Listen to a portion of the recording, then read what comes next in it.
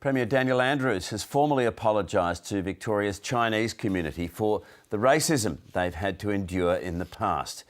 In particular, he described the racial policies of the gold rush era as shameful and unjust. Chinese Victorians say the apology helps right past wrongs. And as Iskander Razak reports, it brought some in the crowd to tears. They came in a flurry of colour, music and Chinese culture. It's taken this group 20 days to walk from Robe in South Australia to Melbourne, but in many ways this journey is 160 years in the making.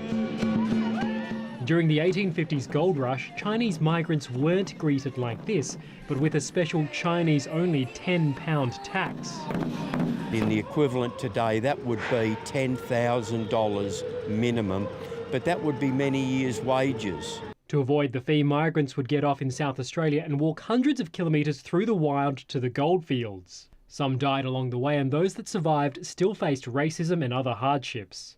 They didn't have any support, they didn't have equipment, and they didn't speak a language. To mark the 160th anniversary of those journeys, their descendants recreated the walk. But this journey ended inside Parliament House, where the Premier was ready to right old wrongs.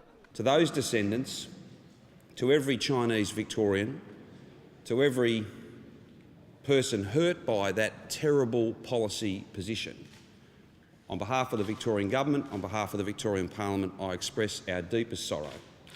And I say to you that we are profoundly sorry. Whilst remembering the past is important, what those that are here today say they truly want is a Victoria and Australia that is more brighter, more multicultural and more accepting into the future. We need to look at what's the future we're going to have and pass it to the past.